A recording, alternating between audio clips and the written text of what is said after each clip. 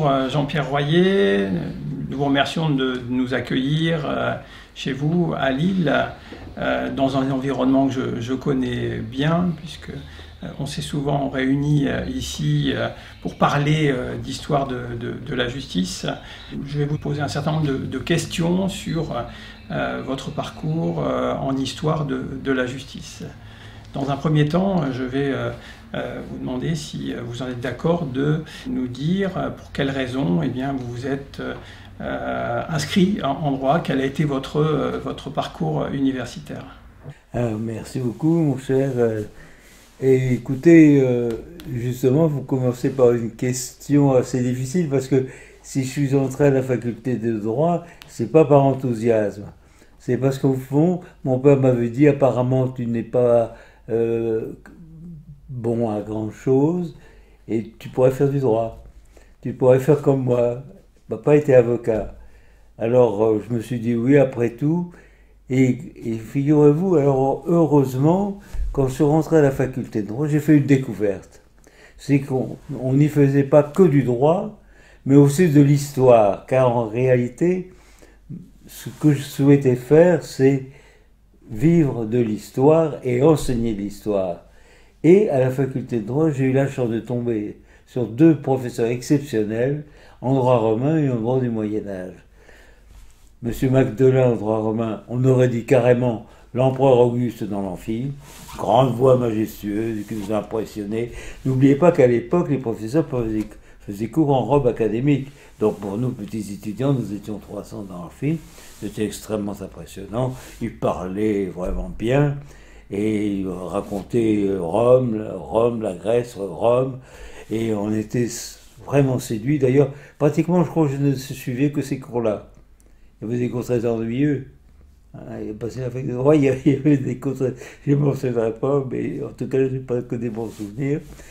Et après, il a été suivi par celui qu'on appelait Charlemagne, Monsieur le Marinier. On a fait le Moyen-Âge. Après, donc, Rome, le Moyen-Âge. Et j'ai été vraiment emballé. Je me suis dit, ça y est, j'ai trouvé. Ça y est, j'ai continué mes études. Bien sûr, études de droit, officiellement, mais d'histoire du droit. Et j'ai fait toutes mes études à Lille, à la faculté de Lille. Je suis allé à Paris, mais uniquement pour la préparation de l'agrégation et les leçons d'agrégation. Mais j'ai fait mes études à Lille, et une fois que j'ai été chargé de cours, j'ai été nommé à Strasbourg. Et là, à Strasbourg, c'était aussi un grand moment de ma vie, un grand moment important, parce que j'y étais, figurez-vous, en 1968. C'est pas indifférent en 68. Et je faisais cours à l'époque, en 4e année, en histoire des idées politiques, un petit groupe d'une 50aine d'étudiants. Il y avait beaucoup de situationnistes, des gauchistes et tout. Et le 6 mai 1968, ils m'ont dit, écoutez monsieur, il n'y a pas cours aujourd'hui. Ah bon? Ils disent non, il n'y a pas cours. Et il n'y aura plus jamais cours. Ah. Alors moi, figurez-vous, j'étais encore jeune, j'avais une trentaine d'années, je me dis, mais c'est tout un univers qui s'effondre, je suis venu pour enseigner, on me dit qu'il n'y aura plus jamais cours. Non, mais si vous voulez, vous pouvez vous joindre à nous pour une assemblée générale, vous allez voir, on pourra dialoguer, discuter, vous avez l'air assez sympathique, on ne va pas brûler votre robe académique, non, on va la garder, et puis comme ça, et si bien que j'ai dû m'adapter. Et j'ai vécu, mais vous savez, vous ne croyez pas, j'ai vécu au mois de mai seulement l'impression qu'on allait changer la vie, qu'on changeait de vie. D'ailleurs, c'est pas compliqué, on changeait de fac. Les professeurs, les vieux profs ils avaient brûlé leur robe pendant la nuit. La faculté des lettres, le doyen avait été expulsé et remplacé par un clochard. Un clochard et pour entrer à la fac des lettres, il fallait donner une bière au doyen. C'était un autre univers. Et il a fallu que je m'adapte, il a fallu que je comprenne la réalité. Fort heureusement, l'environnement des enseignants était sympathique. Il y avait des personnalités de droite et de gauche. C'était déjà très politisé. Mais petit à petit, si vous voulez, 68, ça n'a pas duré très longtemps, et comme le disait le professeur Pierre Legendre, 68 une grande peur pour rire. Au mois de juin, c'était fini. Tout rentrait dans l'ordre, on retrouvait le cours magistral, les étudiants étaient peinards, ils partaient en vacances, on spéculait sur les vacances. Et alors, ensuite, après Strasbourg, je suis allé à Genève. Parce qu'à Strasbourg, j'ai vu une annonce pour un concours au Bureau international du travail, pour un fixe terme pendant 2 ans. Et ça m'a beaucoup intéressé. J'avais pas vraiment fait du droit du travail, j'ai passé ce concours et je l'ai réussi. Et figurez-vous que si j'ai réussi ce concours, c'est à cause de ma thèse. Le sujet de ma thèse sur l'Église et le Royaume de France au XIVe siècle a séduit mon recruteur. Il s'est dit, un type comme ça, qui travaille aussi sérieusement sur un sujet pareil, on peut tout lui demander. Si bien que j'ai été reçu au BIT, j'ai fait du droit du travail, du droit international du travail, aux normes internationales. C'était très bien, très bien. Mon chef était grec, mon surchef était américain. Et on avait le sentiment, là j'ai eu, si vous voulez, j'ai eu l'expérience de ce que c'est qu'une organisation internationale. On dit que l'ONU et tout ça ne servent pas à grand chose, mais en réalité, ils ne servent pas à grand chose pour une raison simple, à cause de la souveraineté des États. Vous ne pouvez pas faire autrement que buter sur leur souveraineté. Par exemple, demander à l'URSS à l'époque de respecter les conventions qu'elle avait signées, impossible. Elle répondait toujours, bien sûr, évidemment, c'est dans nos traditions de respecter nos engagements. Et alors là, c'était une vie nouvelle, une vie internationale. J'étais très bien payé, en France suisse. Alors c'est la belle vie. Alors, évidemment, j'ai passé l'agrégation étant au BIT. Et c'est un de mes camarades de Lyon qui m'a dit, écoute Jean-Pierre, viens, on passe l'agrég à 2. Pierre Timbal, qui était mon directeur de thèse, était directeur du jury. Viens, on passe à 2 et on va être reçu. C'est ce qui s'est produit. On a été reçu et j'ai été nommé à la faculté de droit de Lille. Et là, à partir de ce moment-là, j'ai vécu la vie d'un prof normal, d'un prof classique, mais surtout d'un prof d'histoire des droits. Et voilà, c'est l'histoire de la justice. C'est là que c'est venu à ce moment-là. J'ai pu mettre en pratique ce que j'avais voulu faire toujours, et j'ai commencé à élaborer ma thèse de doctorat. Vous avez parlé aussi d'un passage au barreau, Ah oui. surveillé. Oui. Oui. À quel moment de votre carrière cela est-il intervenu? Très tôt, dès que j'ai été licencié, j'ai passé le CAPA, on appelait ça le CAPA, en particulier pour aider mon vieux père, qui était un peu souffrant, et pour lui soutenir dans ses derniers dossiers. J'ai fait quelques années, 5-6. Le temps, justement, d'en avoir une expérience suffisante pour comprendre ce que c'était que la plaidoirie au civil ou au pénal. J'ai surtout bien aimé l'activité pénale, à la cour d'assises. C'est là que je me suis révélé comme un orateur. Mais vous savez, c'est impressionnant, hein, la défense. Surtout la défense aux assises, c'est impressionnant. Quand le président vous dit la parole est à la défense et que vous êtes tout seul avec votre accusé dans le dos, ça fait un drôle d'effet. Et puis il faut un certain courage. Et on a tout le monde est contre le parquet évidemment, la partie civile, tout le monde est contre nous. Et c'était pas du tout le même exercice que l'enseignement. Mais c'est vrai que de toute façon, je préférais enseigner. C'était vraiment vocation, c'est peut-être un mot très fort, mais c'était vraiment ce que je voulais faire et ce que je pouvais faire, il me semblait. Et alors après, je suis resté un enseignant qui a fait cette discipline qui a, on peut dire, vous voyez, ce que notre originalité, et la mienne en particulier, c'est une certaine forme d'histoire de la justice, l'histoire politique de la justice. Il y avait d'autres disciplines, il y avait par exemple l'histoire sociale, mais on ne faisait pas d'histoire. C'était surtout les rapports entre l'Église et l'État. Et cette étude des rapports entre l'Église et l'État, elle me venait de très loin, puisque au fond, je suis né, désolé de faire cette petite parenthèse personnelle, je suis né à Tournai, donc comme Clovis, et c'était pas rien, quoi, ça c'était une première marque, né à Clovis, marqué par l'histoire, et donc par le roi, c'était le roi, le premier roi, le roi païen, et qui a, comme vous le savez, épousé Clotilde, et s'est converti au christianisme. Donc j'avais le roi et l'Église, j'avais les deux piliers en somme de ce que j'allais faire plus tard, c'est-à-dire la monarchie avec sa dépendance de la justice, l'Église avec aussi sa dépendance de la justice. Parce que ce qui est intéressant dans cette histoire politique de la justice, c'est qu'au fond, chaque titulaire de pouvoir, qu'il s'agisse du roi, des évêques, enfin oui, des évêques, puisque l'official c'est la justice de l'évêque, ou des seigneurs, chaque titulaire de pouvoir avait une justice. C'est ça qui était intéressant. Alors petit à petit, avec cette thèse que j'ai consacrée sous la direction de Pierre Timbal et Yvonne Bongère, c'était passionnant, parce que c'était la fin du Moyen-Âge, et c'est là qu'on se rend compte que spirituel et temporel sont en concurrence. Et si je voulais vous résumer ma thèse en quelques mots, je dirais que c'est tout simplement le roi, un roi très chrétien, c'est Charles V, 1364-1380, je m'en souviens comme si c'était d'hier. C'est un bon roi, et c'est pas comme d'autres qui l'ont précédé, comme Jean de Lebon ou Philippe de Valois.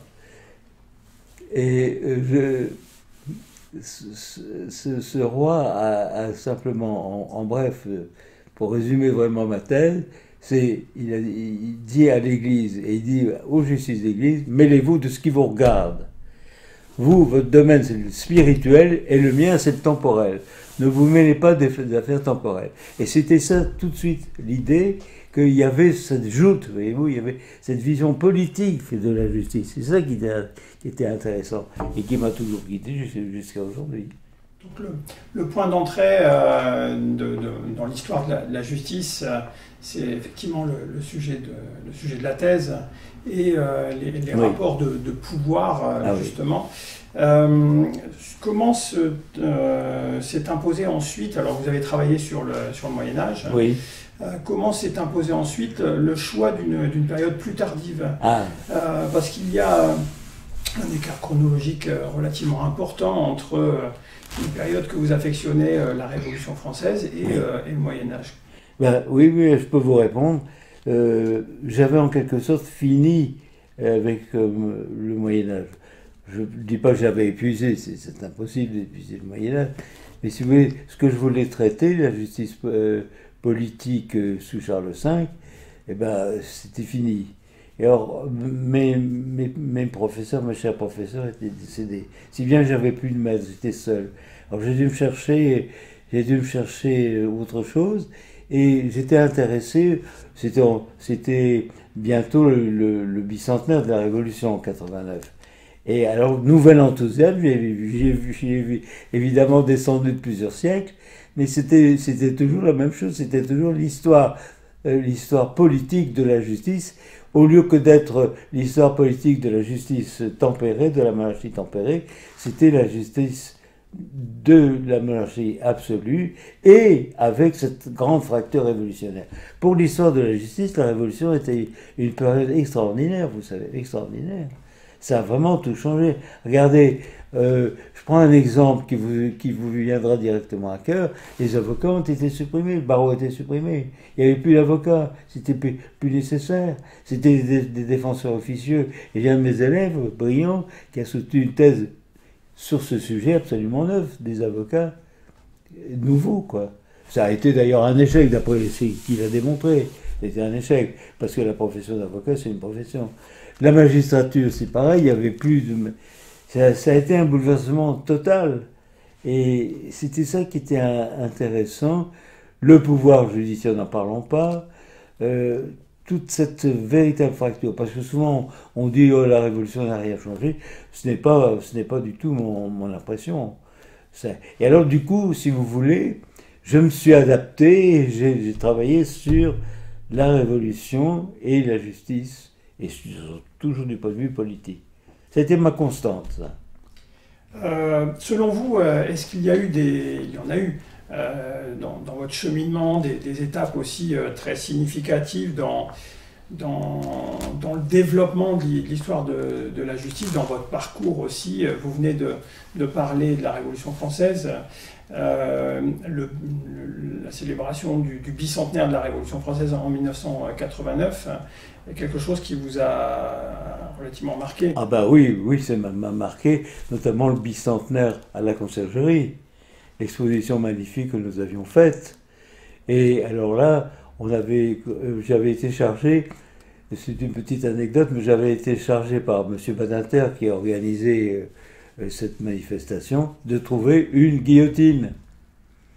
Et figurez-vous, je l'ai trouvée en Belgique, cette guillotine, à Bruges ou à Gand, je me souviens plus très bien, mais je crois que c'est à Bruges ou à Gand. Et on l'a ramenée en France, elle était dans l'exposition, elle a été la partie que les gens venaient voir le plus. On avait beaucoup d'objets, il y avait les différents stades de la Révolution, avant la Révolution puis après. Et cette exposition a eu un succès considérable. Monsieur le Président de la République, François Mitterrand, est venu la visiter, et je lui ai dit, je lui ai expliqué un petit peu, on était plusieurs, on a lui expliqué ce qu'on lui montrait, et à un moment on lui dit, vous savez, il faut se méfier des ennemis et aussi des amis.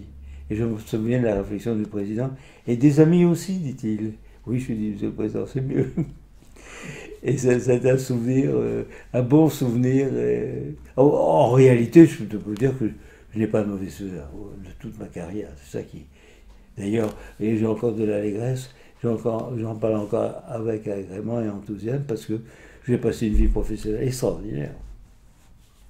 Alors, dans cette période, dans les années 80, il y a aussi un moment important dans votre carrière, c'est ce qui s'est passé à Lille, précisément, la création du centre d'histoire judiciaire, là aussi dans les années 80. Oui, j'allais y venir justement, parce que la concrétisation de tout cela, c'était qu'il s'était formé à Lille un petit groupe d'étudiants intéressés par l'histoire de la justice, et l'idée nous est venue, René Martinage et moi. René, c'était ma collègue, on a exactement le même âge, nous sommes nés la même année.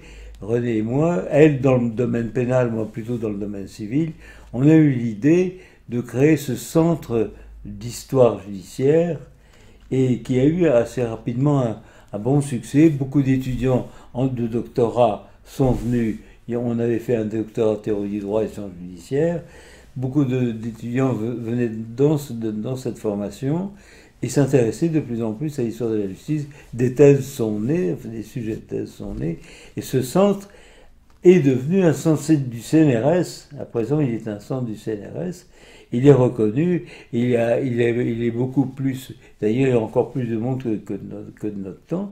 On a organisé beaucoup de colloques, beaucoup de colloques, de publications on a fait. Et franchement, ce centre d'histoire judiciaire, on peut le dire, de Lille a été comme un modèle. On a été comme un modèle. On a essaimé un peu partout. Et par exemple, ce centre a servi de modèle à l'Association française pour l'histoire de la justice, qui a été créée plus tard par M. Badinter, Robert Badinter, qui n'a d'ailleurs jamais reconnu ce qu'il nous devait. Mais ça, c'est une petite plaisanterie. Et alors, et à partir de ce moment-là, on a créé comme un réseau en France. Alors ce réseau, il reposait sur d'autres centres de recherche. Ah oui. On avait ce réseau, c'est pas compliqué, il faisait tout le tour. La première étape, c'était Dijon, avec l'institution, les centres de recherche de Dijon, en particulier avec mon collègue Jean Barre, je l'appelais mon grand frère parce qu'il était plus âgé que moi, et il m'appelait mon petit frère. On était en très, très bonne communauté de pensée. Et aussi celui qui a écrit Jean-Claude Farcy, qui a écrit aussi une histoire de la justice. Donc le premier centre c'était Dijon, on y allait souvent, et on y faisait des congrès, on y a fait pas mal. Partout où on allait, on faisait des colloques, on colloquait volontiers. Donc Dijon, et puis après on descendait plus bas. À Lyon, on a fait des apparitions, mais surtout où on allait, c'était à Montpellier. À Montpellier, au Centre d'histoire du droit de Montpellier, avec mon collègue, ami, camarade de concours, Bernard Durand. C'est plus qu'un camarade de concours, c'est un compagnon de route. Avec Bernard, encore et toujours, nous travaillons ensemble, nous avons écrit ensemble, et donc Montpellier et aussi ses élèves. Il y avait un centre très dynamique, puis la personnalité de cet homme, je ne sais pas si vous le connaissez, il est vedette, quoi. Il est vedette, il attire. Et nous deux, on faisait ensemble un bon duo. D'ailleurs, je l'ai suivi en Afrique noire, parce que lui, il a été professeur à Dakar pendant très longtemps, et moi, j'étais en mission de recherche envoyée par le ministère pour faire la découverte de la magistrature française coloniale. C'était très intéressant. La magistrature outre-mer. Donc, vous voyez, j'étais toujours dans l'histoire politique de la justice. Cette magistrature qui était une magistrature de pouvoir, de puissance, qui n'avait d'ailleurs pas l'inamovibilité. Elle n'était pas bénéficiaire de l'inamovibilité. C'est dire qu'elle était proche du pouvoir. Qu'elle était... Et alors, après Montpellier, je continuais mon tour. J'allais à Toulouse. Nous sommes allés à Toulouse. Et à Toulouse, encore, avec Jacques Poumarède, camarade d'Agrègue aussi, avec Jacques Poumarède, et dans ce centre-là, on a fait pas mal d'études, de colloques, de congrès. Et l'un des plus remarquables, dont j'ai le meilleur souvenir, c'était qui a abouti, c'est la publication de ce livre Droit, Histoire et Sexualité. Je ne sais pas si vous avez déjà vu la couverture. C'est cette couverture qui montre, déjà le titre était attirant pour la clientèle, et il y a aussi la reproduction de la figure, de l'image de la peine de la course. C'est une peinture du XIVe siècle, c'est sous 1328, de la coutume de Toulouse, qui montre une scène assez amusante entre l'adultère et son complice, le complice étant tiré par une ficelle, par son sexe par ficelle, dans les rues de Toulouse. Pour montrer la honte de cet adultère. Et comme le disait mon bon maître Pierre Tabal, avec la renaissance des villes et la circulation, on a dû arrêter parce qu'il y avait trop de monde. Ce sont des souvenirs, vous voyez, ce sont des choses qu'on n'oublie pas. Et puis, je continue mon tour. Eh bien, Bordeaux, c'était pas loin. Et Bordeaux a deux points de vue. D'abord, Bordeaux, l'École nationale de la magistrature, où j'ai fait de nombreux enseignements, toujours introduction à l'histoire de la justice, ça, ils y avaient droit, tout le monde. Introduction politique à l'histoire de la justice. J'avais les auditeurs de justice, comme 400-500 auditeurs de justice, qui étaient la promotion nouvelle, faisaient l'introduction, et en général, ça avait un grand succès, ça suscitait un intérêt à l'école, plusieurs colloques là encore, plusieurs congrès, et tout. Et la fac de droit aussi de Bordeaux, fac de droit de Bordeaux. Et à la faculté de droit, on avait aussi enseigné l'histoire de la justice, personne n'y échappait. Et je me rappelle, le président, le doyen de la faculté de droit de Bordeaux, il me disait un jour, écoutez, monsieur le doyen, on vous aime bien, vous remplissez nos amphis, mais vous videz nos caisses. Alors on sera obligé de se passer de vos services, ce que l'on déplore. Et puis après, donc vous avez pratiquement tout le tour, mais nous ne sommes pas là en Bretagne. Nous avions des relations avec Rennes, mais pas tellement à cause des opinions politiques des profs à Rennes, si vous voyez ce que je veux dire. Donc Rennes, après Rouen, un peu Rouen, si un petit peu. mais moins. C'était ça notre réseau. Donc on venait aller. Et il y a eu Paris, bien sûr, bien sûr. Il y a eu Paris, mais si vous voulez, Paris plutôt avec l'association, alors c'est beaucoup plus tard ça, avec l'association française pour l'histoire de la justice, qui est extrêmement active et dynamique, qui a une publication abondante, une revue abondante, on y publie, et on y publie toujours. D'ailleurs, je vous en reparlerai tout à l'heure, le dernier livre va sortir dans lequel j'écris aussi. Donc vous voyez, voilà le réseau. On entretenait des relations amicales et des relations scientifiques. C'était des échanges et tout, toujours en sympathie, à tout point de vue, à tous égards. Et ça aboutit à des publications, ça aboutit, j'imagine, aux publications dont vous allez me parler. Dans le cadre de votre parcours en histoire de la justice, Jean-Pierre Poirier, il y a un élément qui ressort et qui est presque une constante, c'est votre engagement sur certaines causes. Est-ce qu'il a cet engagement guidé vos orientations observées dans le cadre de vos travaux? Ah oui, je vous remercie beaucoup de cette question parce que je n'osais pas en parler. Mais en fait, j'étais jamais un professeur neutre. J'étais un professeur engagé. J'annonçais la couleur. Je le faisais exprès, non pas pour les convaincre les étudiants d'avoir mes opinions, mais pour avoir une opinion à laquelle peut-être ils pouvaient se raccrocher. Ils n'étaient pas obligés de penser comme moi. Et alors, si bien, si vous voulez, j'étais vraiment toujours, j'ai toujours été un militant. Par exemple, je peux vous citer, pour la Révolution, mon homme, c'était Robespierre, évidemment. Et pourtant, je sais, c'est Robespierre l'incorruptible, je le défendais. Mais il y avait, pour moi, chez lui, une honnêteté, on peut en discuter, bien sûr, on peut discuter. Mais je vous montre, vous voyez, la Révolution, pour moi, c'était Robespierre. J'ai dans les mains un petit badge que les étudiants m'avaient fait, Robespierre Forever, vous voyez. Je l'ai passionné parce que je les enthousiasmais sur Maximilien, quoi.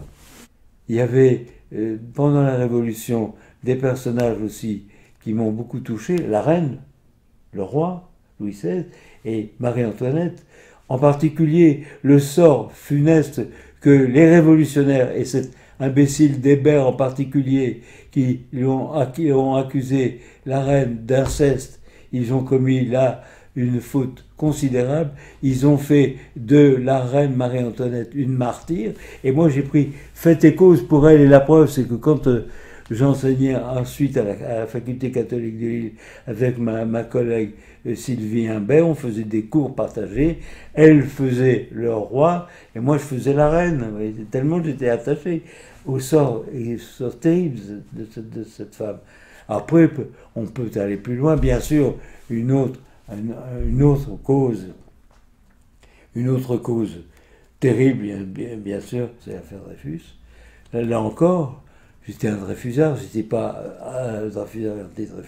Dès le début, nous étions certains absolument persuadés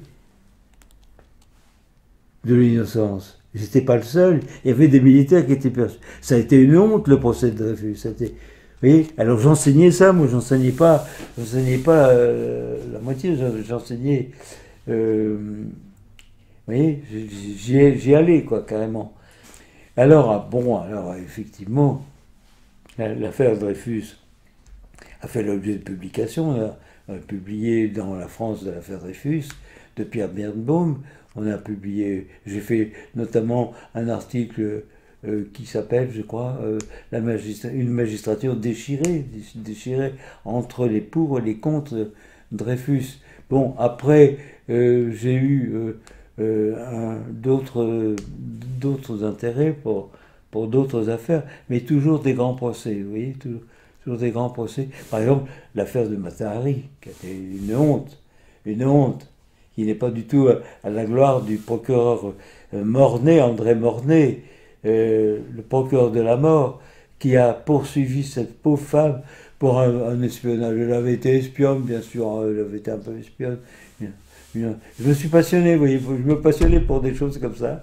Et toujours pour la défense, toujours pour la... Au fond, j'étais un avocat, j'étais resté un avocat.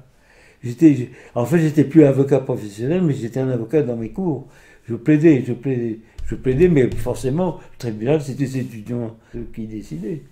Et Matahari, elle a été exécutée, elle a été fusillée, je crois d'ailleurs, Matahari. Bon, ça a été, c'était scandaleux. Après aussi, me suis emballé pour d'autres causes, pour Charlotte Corday, assassin de Marat. Charlotte Corday également guillotinée. Vous voyez, pour d'autres causes de ce genre, Martin, j'en ai parlé, et j'étais toujours dans le même enthousiasme, dans le même, dans la même allégresse d'enseigner, car j'ai fait une existence extraordinairement passionnante, jamais d'ennui, des étudiants vraiment agréables à fréquenter, étudiants et étudiantes évidemment, vous l'avez compris, et des élèves, j'ai des bons élèves, j'en ai au moins 3 qui ont fait une thèse avec moi et qui sont maintenant, dont 2 sont maîtres de conférence, j'en suis très content et très fier. La troisième a emprunté une autre voie. Donc tous ces élèves, avec Madame Martinage aussi, elle avait les siens qui sont devenus, dont certains sont devenus maîtres de conférence. Donc on avait une petite équipe. On avait une petite équipe brillante qui elle-même maintenant a essayé, qui elle-même a produit des écrits, des livres, des thèses. Et donc, si vous voulez, ça a continué. On a eu en quelque sorte, si je puis dire, des enfants. Des enfants. Et parmi ces engagements, alors il y en a un qui ressort et qui vous a conduit aussi à aller vous intéresser à d'autres domaines, c'est la question de la peine de mort. Vous touchez un point essentiel aussi. Un point essentiel vraiment. C'est mon engagement qui dure encore aujourd'hui, quoique je sois en retraite depuis longtemps. L'abolition de la peine de mort a toujours été une de mes grandes causes. Abolition universelle et durable, pas... Et remarquez, il y a du travail, parce qu'on n'est pas les seuls. Et l'abolition de la peine de mort, mais j'en parle tout le temps, et j'ai écrit même il n'y a pas longtemps, dans un livre qui va paraître au mois de mars prochain, intitulé Abolition de la peine de mort, de Beccaria à Robert Badinter. J'ai fait un article sur les femmes, elles aussi, le chapitre s'appelle « Elles aussi, les femmes qui ont été exécutées et guillotinées ». Il y a eu aussi, vous le savez peut-être, le Baroli qui a fait une session de formation sur ce thème-là également, l'abolition de la peine de mort. Dès que je vois abolition, je saute. J'y vais.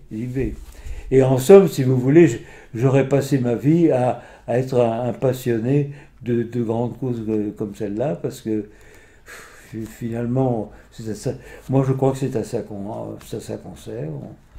On sert à convaincre, séduire, c'est peut-être pas le mot, mais à intéresser, oui, à convaincre, et si on peut avoir des opinions partagées par d'autres et par des jeunes étudiants ou par des étudiants qui vont devenir des enseignants, moi je suis très très heureux d'avoir parmi mes élèves qui sont des enseignants, devenir enseignants, je suis fier d'eux. Et alors, il y a peut-être une question que vous auriez pu me poser, c'est mon engagement pour la cause carcérale. Parce que là, j'ai vécu quelque chose aussi de très important, très intéressant. Je m'étais toujours intéressé, comme ancien avocat d'ailleurs, puisque j'avais fait pas mal de pénal, j'avais fréquenté les maisons d'arrêt et les centrales, donc je savais ce que c'était, que la condition de détenu, et je m'étais toujours intéressé aux détenus. Ces hommes ou ces femmes m'apitoyaient, mettaient pour moi un sujet plus que d'intérêt. Si bien qu'on a conçu avec justement un de ces élèves qui s'était spécialisé dans l'étude du problème carcéral, dans le problème de la pénitentiaire. Figurez-vous qu'on est allé à plusieurs années, autour des années 2000, on est allé à la centrale d'Ensisheim, en Alsace.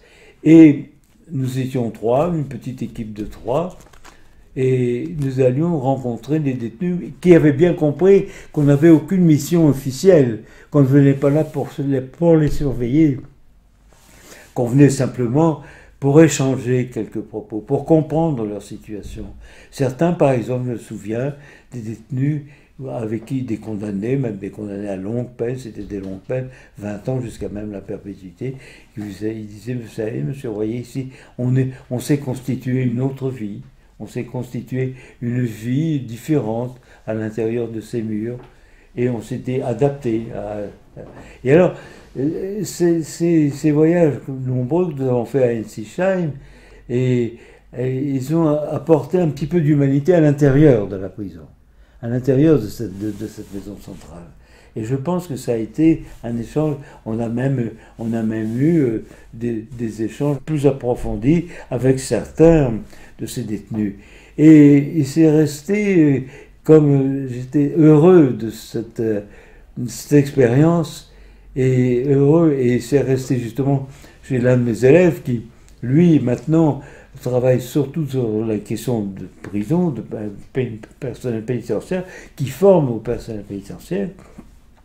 Si bien que là aussi, d'une certaine manière, c'est un petit peu l'histoire politique de la justice. C'est de ce côté-là. Alors, il y a aussi, vous qui avez beaucoup publié, Monsieur Royer. Oui. Peut-être trop, certains disent. Il y a la question de savoir comment on écrit l'histoire de la justice. D'emblée, vous nous l'avez mentionné au début de cet entretien, la dimension politique à laquelle vous êtes très très attaché et qui vous permet aussi de vous différencier des autres approches, notamment l'approche sociale. Oui. Et cette dimension, alors elle est présente, cette dimension politique, elle est déjà présente dans la thèse, mais aussi dans les nombreux travaux que vous avez consacrés à la magistrature. Alors comment aviez-vous décidé d'écrire l'histoire de la justice? J'étais, si vous voulez, j'allais dire, j'étais naturellement conduit. J'étais conduit naturellement parce que tout ce que j'avais fait avant, j'avais l'impression qu'il fallait maintenant développer plus encore, c'est-à-dire élargir le sujet, toujours de ce point de vue d'histoire politique, à la fois des institutions et du personnel judiciaire, c'est-à-dire de la magistrature et du barreau essentiellement, du conseil CAPA aux auxiliaires de justice. Et si vous voulez, toujours dans l'idée du rapport au pouvoir politique, et toujours dans l'idée du rapport au roi quand il s'agissait de la justice royale, après du rapport à la République quand il s'agit du 19 et du 20e siècle. Et alors, c'était dans le même esprit, c'était dans cet esprit du rapport entre l'État et sa justice, l'État et ses justices. Et justement, alors je venais à parler des grands problèmes que vous imaginez bien, c'est le problème de l'indépendance de la justice. Voilà. Alors ça, l'indépendance de la justice, c'est un sujet dont on parle encore. C'est un sujet qui occupera toujours. Vous aurez toujours un ministre de la Justice qui dira, comme certains à qui je pense au siècle dernier, qui dit « Messieurs, en parlant des magistrats, évidemment l'indépendance vous est acquise. Quand on sait pourtant tout ce qui se passait au fond, la carrière de magistrat au XIXe siècle était une carrière dangereuse, notamment les épurations. À chaque changement c'est pour ça que c'était de l'histoire politique. À chaque changement d'époque, à chaque changement de règne, il y avait un bouleversement, il y avait une vaste épuration. D'ailleurs, ils s'y attendaient, en particulier au parquet plus qu'au siège. Au parquet, les parquetiers ils partaient d'eux-mêmes. Remarquez, ils quittaient leur fonction de magistrat du parquet, mais ils n'étaient pas malheureux. Qu'est-ce qu'ils faisaient entre deux? Ils allaient au barreau, et là ils gagnaient de l'argent. Il savait qu'il reviendrait dans la magistrature à un autre changement politique. Donc, c'était toujours comme ça. Il y avait toujours le lien avec le politique. Si bien que c'était tout à fait. Je me sentais, comment dirais-je, justifié dans cette attitude-là, justifié. Et comme vous l'avez dit, je copiais personne d'autre. Je ne copiais personne d'autre. Bien sûr, on faisait de l'histoire sociale nécessairement quand on étudiait la magistrature et le barreau, nécessairement, on faisait l'histoire de la société. Vous voyez, c'était l'histoire de la société. Tenez, je prends un exemple.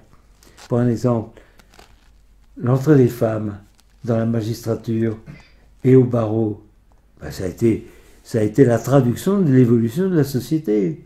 Ça a été à un moment donné où, pas seulement pour des questions de recrutement, d'insuffisance de recrutement, certes ça a été une cause aussi bien dans la magistrature qu'au barreau. Il y avait la poussée des femmes.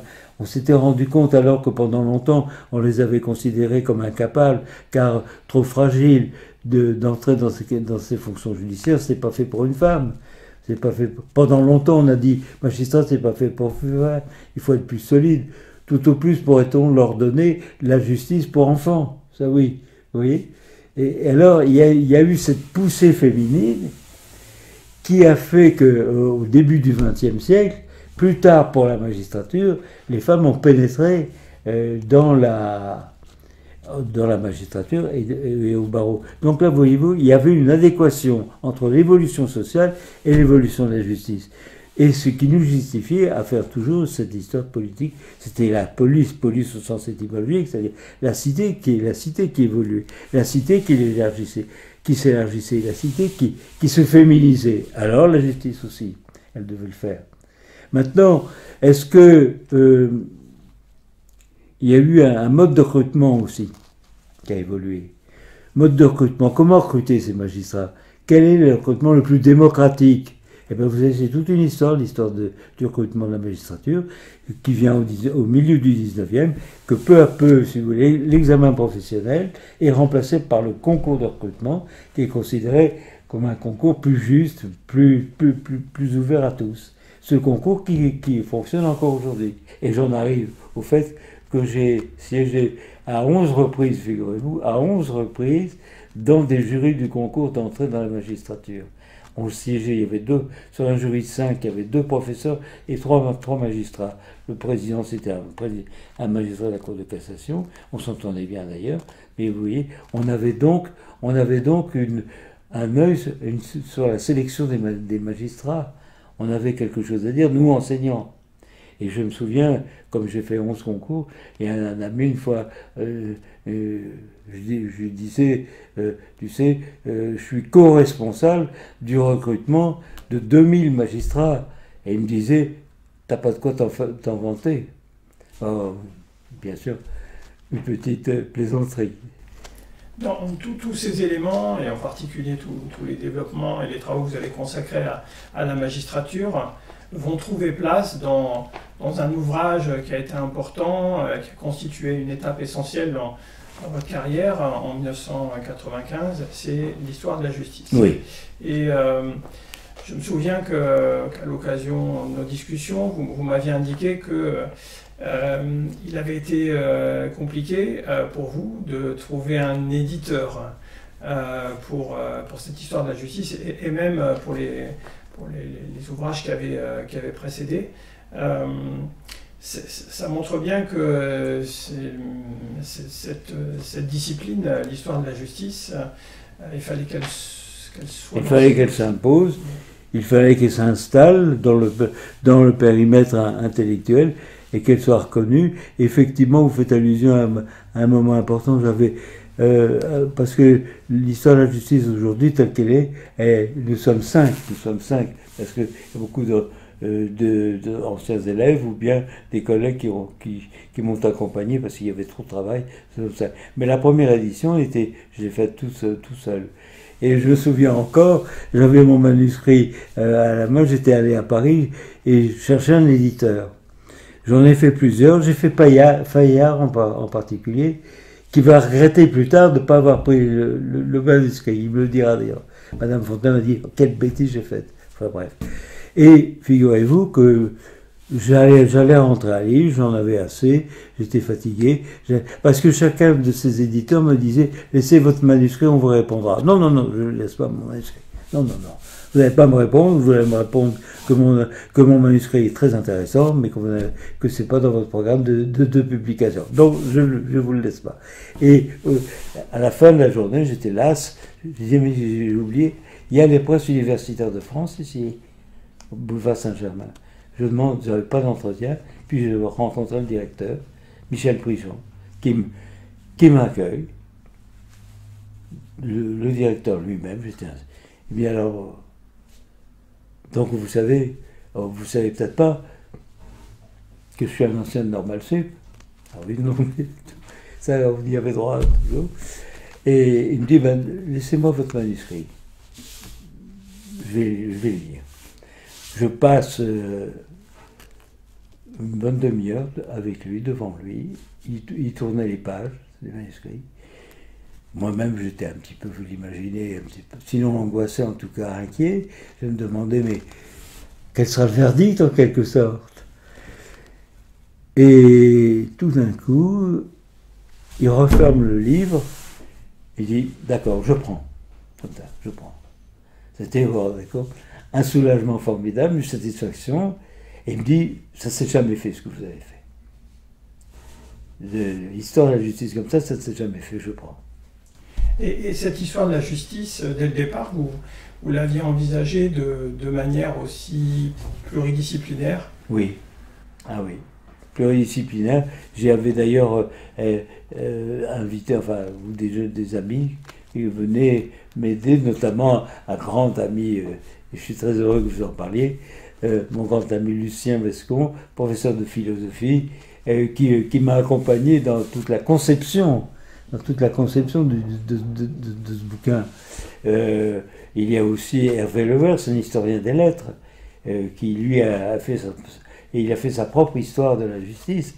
Effectivement, mon souci, c'était pas de s'enfermer dans nos disciplines à nous et s'ouvrir toute la partie philosophie très intéressante sur le XVIIIe siècle, notamment sur le XVIIIe.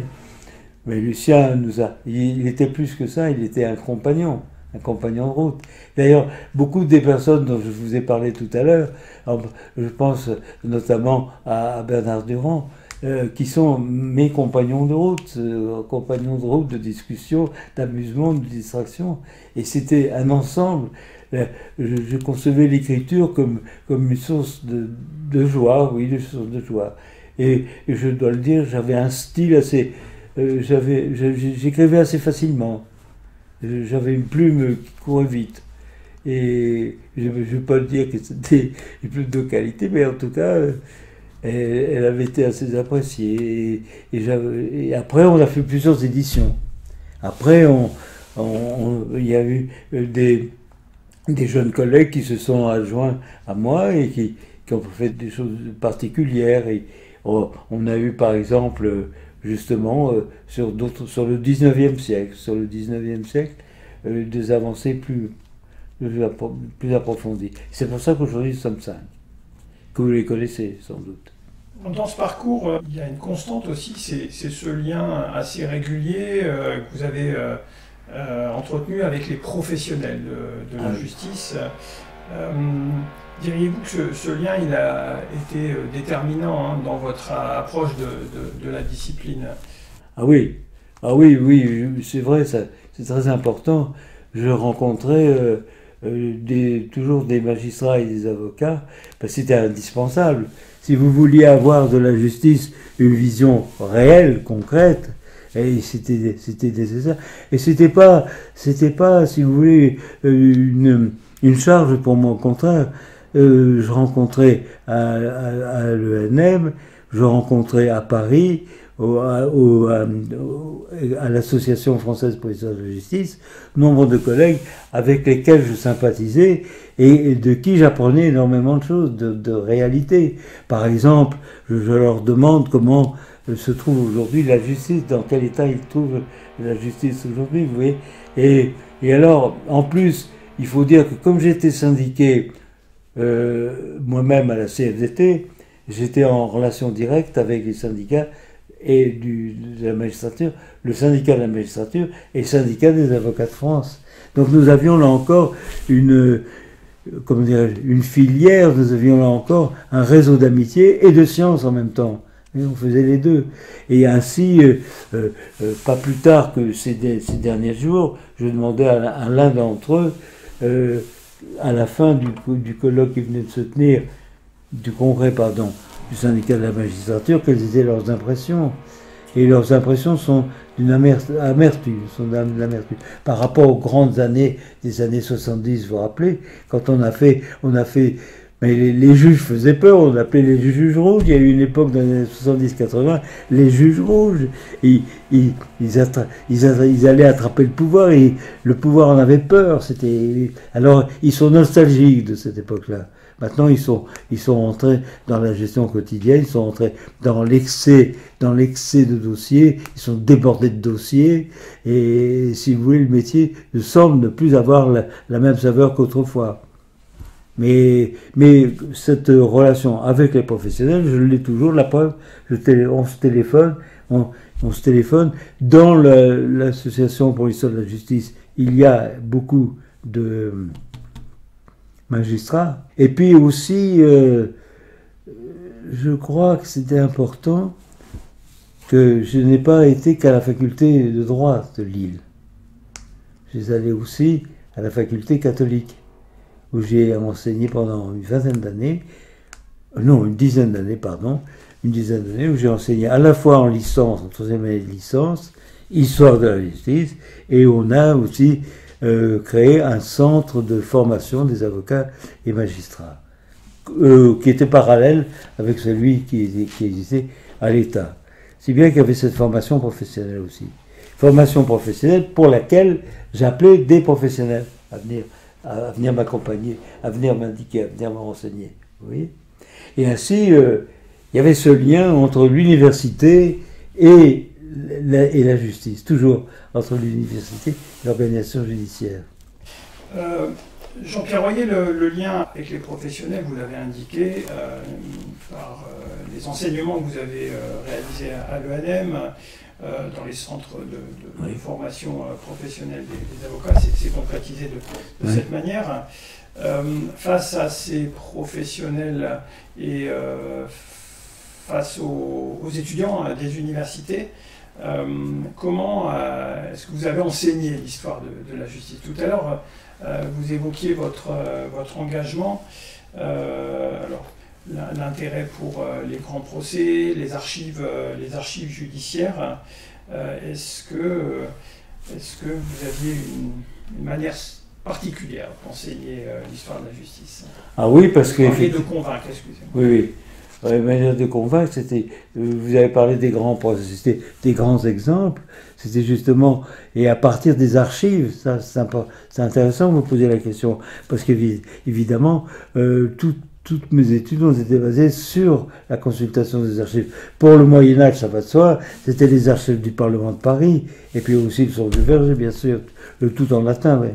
Mais les archives ensuite, les archives de la magistrature et contemporaine aussi, ça a été la base. Alors, comment l'enseignait-on? Eh bien, de la manière la plus vivante possible, de la manière la plus proche de la réalité de ce que j'énonçais, des affaires on parlait tout à l'heure, des grands procès, et c'était pour illustrer justement. Ça permettait de faire vivre, parce qu'au fond c'est ça l'histoire pour moi, l'histoire de la justice, c'est mettre en contexte, vous voyez, c'est de restituer le contexte. C'est faire comprendre l'époque, la société donnée. On a parlé tout à l'heure, on a parlé des femmes. Eh bien, la société, elle a évolué. Moi, je vous fais comprendre que cette société fait évoluer la justice. Voyez-vous, il y avait le lien entre. Est-ce que c'est aussi faire ressortir l'engagement? Ah oui, ah oui. Ah, ça, c'est gentil de me poser cette question, c'est bien, parce que ça, vous savez, comme je l'ai dit tout à l'heure, je n'ai pas été un professeur neutre, ça non, jamais, je ne le serai jamais. Ça, c'est pas possible, c'est pas possible. Et vous n'êtes pas obligé de donner mon avis, mais ça, je ne peux pas faire autrement. Parce que j'aime ce métier. Je pourrais conclure comme ça. J'ai aimé ce métier. Vraiment. Alors, et je peux dire que si je pouvais encore, j'enseignerais encore. On m'a fait comprendre que j'étais trop vieux. Alors pour terminer cet entretien, Monsieur Royer, que pourriez-vous proposer aujourd'hui comme sujet d'histoire de la justice à un étudiant qui souhaiterait s'inscrire en thèse? Ah oui. Je peux proposer, j'ai un sujet à proposer. C'est l'histoire de la justice sous Vichy. Quelle justice? Y a-t-il eu une véritable justice sous Vichy, sous ce régime de 40 à 45? Ça n'a pas été fait tellement. Ça pourrait être intéressant, parce que ça montrerait que... Et peut-être même qu'on pourrait faire une comparaison entre cette époque-là en France et en Belgique. Ça serait un beau sujet de thèse. Mais j'ai plus de candidats, mais ça pourrait être proposé. Enfin, voilà, quel pourrait être l'objet que vous aimeriez voir exposé dans un musée consacré à l'histoire de la justice? Ah ben, il y en a un principal et un autre. Bon, tout de suite me vient à l'esprit la guillotine. La guillotine pour ce qu'elle représente, pour les horreurs qu'elle a commises, encore que le docteur Guillotin, il voyait une amélioration de la condition du condamné, hein, puisque je crois que c'est la formule, c'est justement une légère sensation de froid sur le cou. Hein, c'est pas intentionnel. Hein. Le docteur Guillotin et le docteur Lou, ils sont deux à la guillotine. Ça, je me mettrais bien. Ou alors je mettrais, vous savez, par exemple, Dreyfus, dont on parlait, quand il était à l'île du Diable, il était enfermé la nuit. Ses jambes, sauf erreur de ma part, il était empêché de bouger la nuit. Hein. Et c'était avec des appareils spéciaux. Ça, je ne sais pas. Peut-être que ça... Mais c'est vraiment... Non. Si vous voulez, pour résumer, ça résume tout. Ça résume les erreurs de la justice et en même temps sa cruauté. Et ça résume tout, je crois, la guillotine. Et ça attire les gens. La preuve, c'est comment dirais-je, cette exposition à la conciergerie, tout le monde allait voir. D'ailleurs, on avait dû mettre un voile pour qu'il n'y ait plus trop de curieux. On avait mis un voile sur la guillotine parce que ça attirait tout le monde, ça attirait que ça. Pour avoir des gens ailleurs, on a mis un voile. C'est pas bon. C'est l'objet. Maintenant, je sais pas, je pourrais pas vous en trouver une tout de suite. Jean-Pierre Royer, nous vous remercions pour le temps que vous avez bien voulu nous consacrer et pour l'évocation de votre très riche parcours et de votre large contribution à l'histoire de la justice. Ah ben, écoutez, je peux vous retourner le remerciement, ou les remerciements, parce que c'est rare de pouvoir expliquer sa vie de manière aussi complète et finalement de voir que, après tout, elle n'est pas si mal que ça. Merci.